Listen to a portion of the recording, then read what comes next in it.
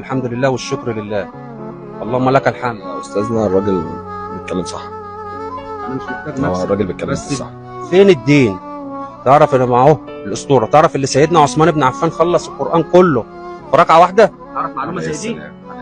تعرف حاجه انت حضرتك معاك اهو بسم الله ما شاء الله شاب زي الورد اهو ما يعرفش حاجه عن ديننا خالص، وانت حضرتك المفروض تخش تسال اسئله دينيه، تسال اسئله دينيه عشان شاب زي ده يعرف عن دينه، يعرف عن سيدنا محمد، يعرف عن سيدنا عثمان بن عفان، يعرف عن الناس دي كلها، يعرف الصحابه، لكن مش بنت الجيران انا تعبان زعلان جدا جدا جدا. والف مبروك على الجايزه يا حبيبي.